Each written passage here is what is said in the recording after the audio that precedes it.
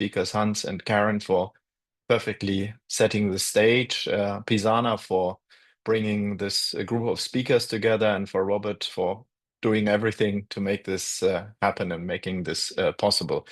And of course, also great thanks to all of our patients who are not only interested in the topics that are shared today and presented upon today, but also contribute to the development of new treatments and our growing knowledge about the pathophysiology of the disease by participating in clinical trials and being so engaged in also expressing their demands and their wishes, and share with us their sorrows, but also their happy times they might experience with their families, with every day gained with this very severe and progressive therapy. So thanks to everybody. My topic today is going to be about PVRI GoDeep, which is a truly global meta-registry. And my thank also goes to Werner Seeger, who has been the driving force behind developing this initiative with a startup grant for PVRI. So also thanks for this very valuable and comprehensive startup fund, which allowed us to set up this registry. Enough with thanking. I think we should dive into the topic, and I'm happy, as I said, to share with you what's going on in the PVRI, so, in the GoDeep. So these are my disclosures as usual, and you can read them later from the transcripts and the recordings.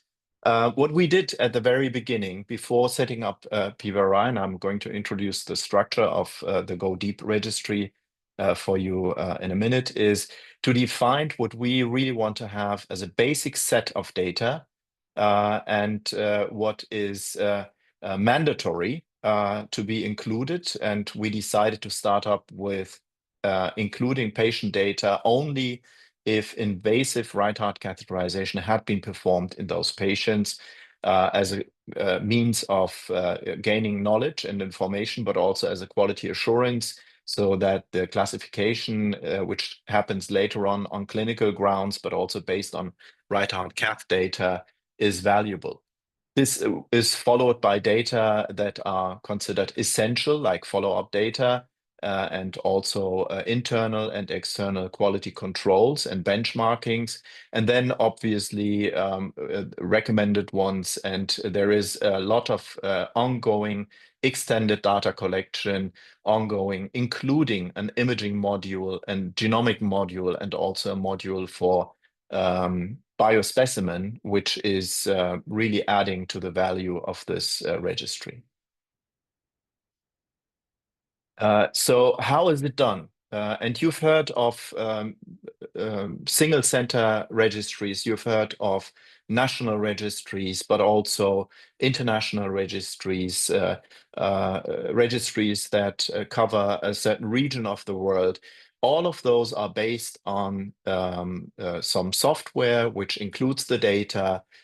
You may all know Excel, but there are also other computing aids that you can use to collect those data. And then these data are used, a certain data set is included as a baseline set, but then some of these databases also have prospective follow-up of their patients with an actual addition on a regular basis of follow-up data. Usually, and we are talking about pulmonary hypertension, and of course also about pulmonary arterial hypertension being a very rare disease, it's very difficult to assemble large numbers with single center registries unless you are a real comprehensive registry or a real comprehensive center that takes care of hundreds and thousands of patients, like ours in Gießen or the Paris Center and a few others worldwide that really have huge numbers of patients that are taken care of.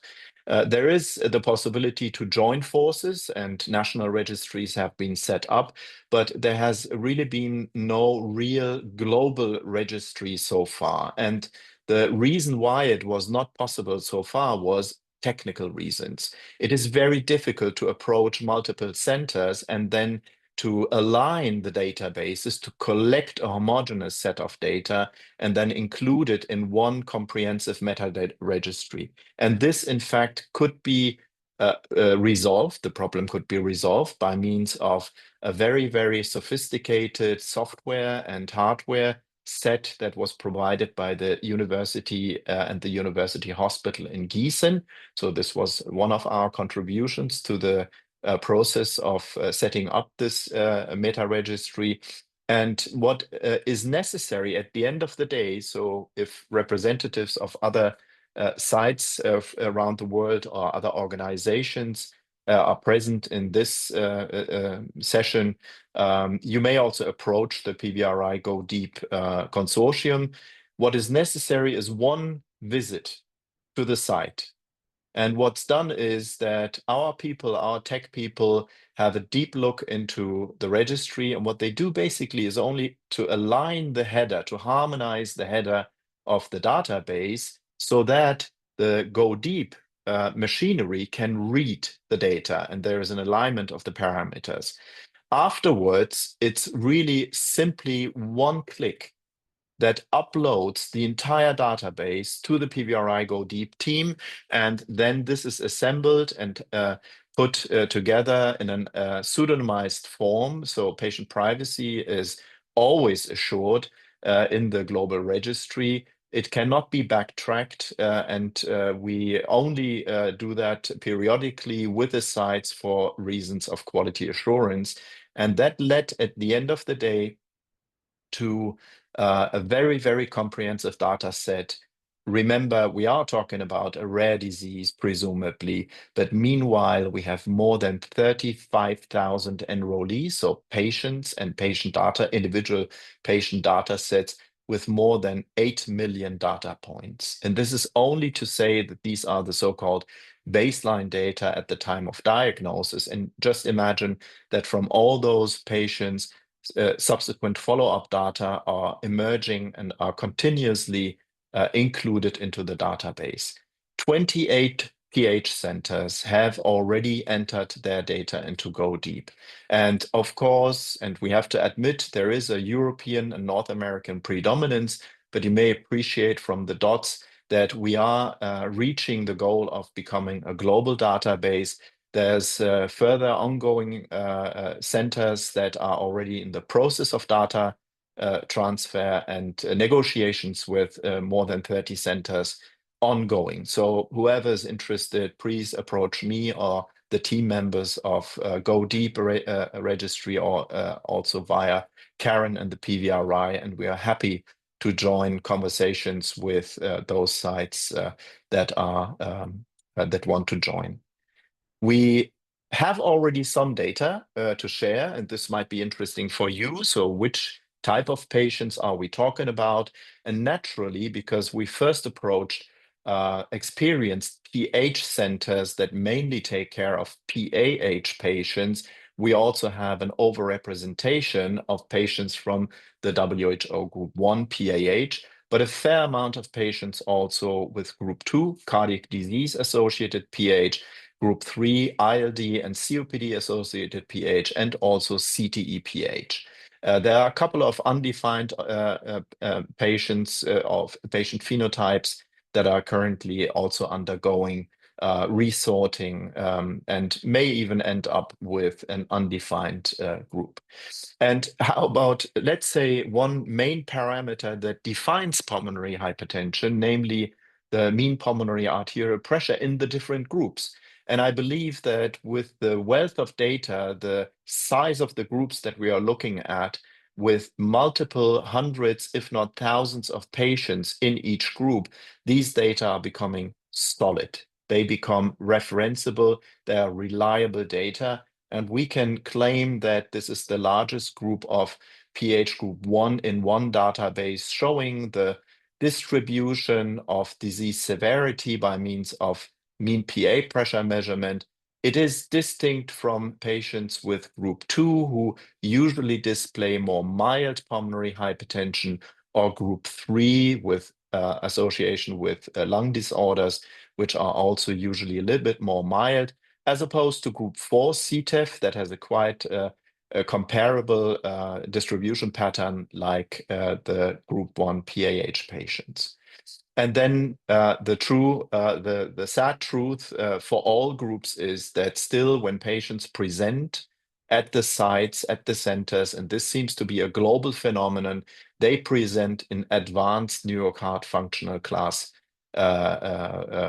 levels, majority of which are in functional class 3 throughout the PH groups. Also, a good number of patients in far advanced diseases of stage 4 and a minority in classes 1 and 2. And the interesting finding is that this is true for all types of pulmonary hypertension. So there seems to be something with the notion that the disease is still made at a late stage, the diagnosis is still made at the late stage of the disease, but it may also be that the symptoms appear and occur rather late in the process and the progress of the disease.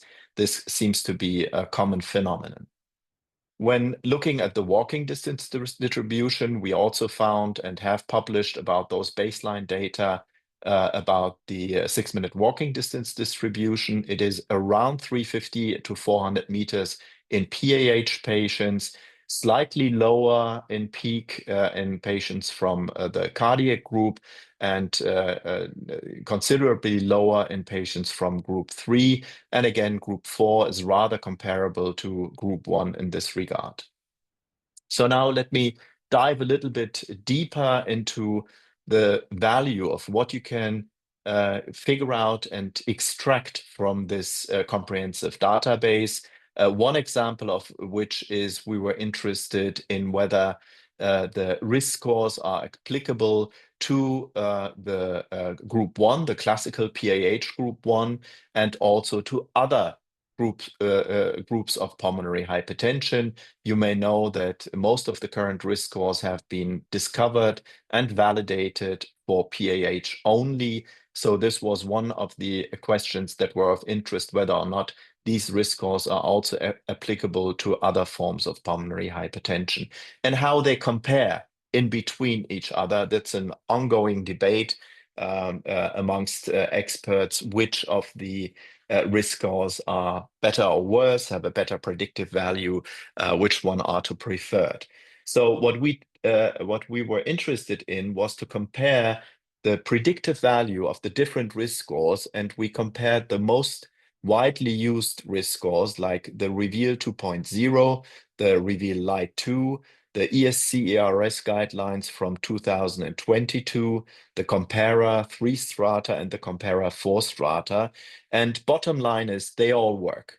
They all work well, even if in this very global and comprehensive database, the difference being that REVEAL 2 and REVEAL Lite 2 provide a more continuous depiction of risk strata rather than the compartmentalized risk strata of ESC and Compara. We also looked if these work in other groups of pulmonary hypertension. So this is a very small picture. I apologize for that. But what you can see in the left column is group 1 PAH. In the next column, it's group 2 PH with cardiac diseases, then group 3 and group 4. And bottom line, again, you can apply all risk scores to all forms of pulmonary hypertension, and they discriminate well with regards to the prediction of outcome or the individual risks, and they work very well throughout the disease spectra.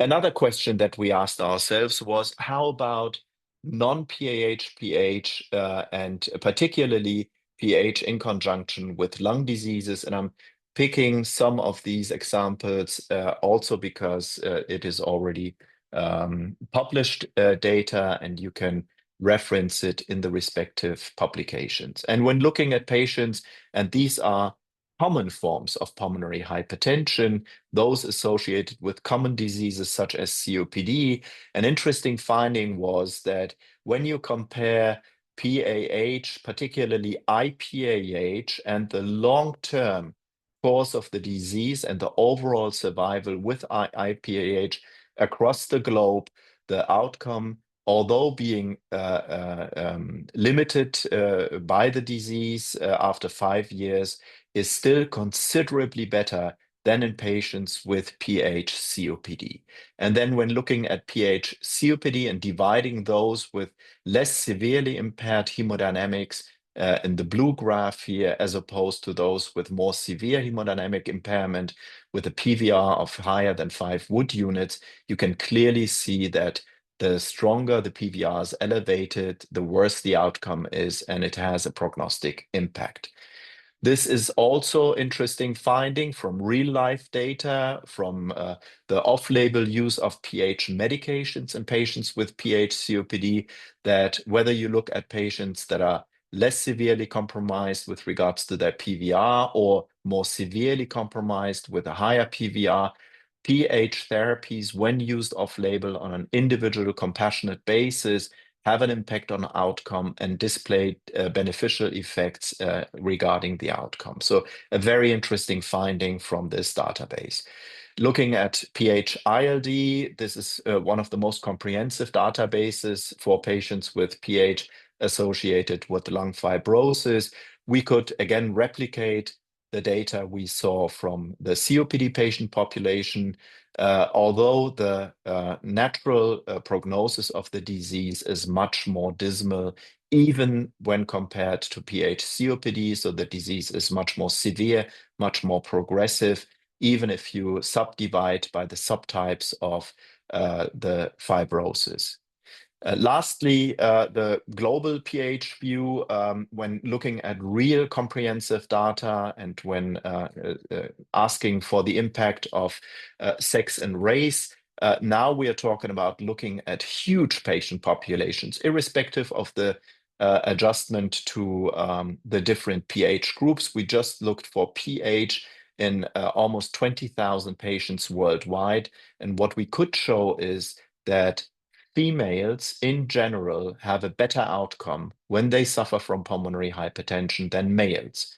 Even if you look at more severe or less severe forms of PH, sex seems to be a determinant of outcome and risk in these patients. And that is a very fundamental finding when we also think of future clinical trials, when we look at the distribution of genders in clinical trials, and when also speculating about therapeutic efficacy of our beautiful drugs that we have shown. And of course, it's very important to also respect the race distribution, both on a global level, on the level of databases, but also in clinical trials, because this database could show that the prognosis of patients with a Black background, background or Asian descent is different than Caucasians. So we also need to improve our diversity in the clinical trials, as we do also in daily life meanwhile. Allow me to summarize that registries provide real-life information about patient phenotypes, disease severity, prognosis, and also treatments that are used. And single-center registries, however, are limited by low numbers. They also are limited by referral biases. Some may have a certain expertise for which they receive an overproportionate subset of patients. And there are different local, regional, and even national prescription habits. There are only few registries that provide comprehensive group sizes. Some are national, some are international, with heavy country biases, however. And it makes a difference if you look at registries from the US, where all treatments are available, or in many countries in Europe, or if you look at centers or national registries from Asia, Africa, or Latin America. Meta-registries, for instance, the PVRI GoDeep, now allow for a collection of large sample sizes and a global outreach. The quality assurance and harmonization of the data sets are challenging, however manageable, and PVRI GoDeep meanwhile oversees more than 35,000 patients with more than 8 million data points, and we are now collecting more and more prospective data. The first papers have been published, more are to come, so many of them are in the pipeline, so we will be able to inform the community about the gain in knowledge from this database. And we are in the process of including additional sites, and it is very thrilling that we also include more and more imaging data, biomaterial repositories, but also patient-reported outcomes, which are very, very important to be included into our database. And with that, I'd like to close. Thank you for your attention, but not forget to thank all the people from the Gießen PVRI GoDeep team that are listed here, without whom both from the clinician colleagues, the basic researchers, and our IT people, this could not have come to life. Thank you very much. No, thank you for a very comprehensive presentation. And I want to say also congratulations, putting together that many registries and getting that many hospitals, to work together, researchers to work together, technical systems to work together. That's something that, people even have trouble getting one registry off the ground. So the fact that you were able to combine all this data, yeah, it means it's going to lead to, I think, even more interesting discoveries. And that was one of our questions. What do you see for the future of the database? What kind of research goals might you and the team have as the database even continues to grow? Because you mentioned that's part of the efforts as well. Well, do I have another day to elaborate on that? Because there's so many ideas around. So we actually have a steering committee for this database that elaborates on those kind of ideas, prioritizes. It is open for suggestions. So participating sites, but also researchers across the globe may ask research questions to the database, and then again, these are analyzed and we provide the results. Everyone who contributes to the database is eligible to interrogate the database, Oh, extract data, and publish. So that is a gain for scientists and an incentive to engage in this collaboration. But of course, I mean, just to come up with one example, we will never see trials with pH-specific medication in certain subforms of the disease, just because it may be too rare, just because it may be not interesting for pharma companies, just because, we don't really know whether the treatments are going to be beneficial or not. And these really comprehensive databases with real-world data, they are able to inform, they are able to generate hypotheses, and thereby initiate a momentum that may lead to future clinical trials in underserved indications.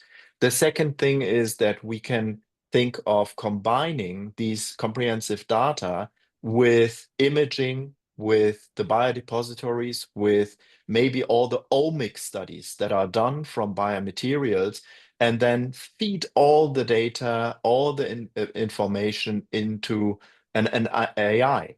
And AI is going to play a very big role in the analysis of signals that we might oversee, but just because there are so many information in there.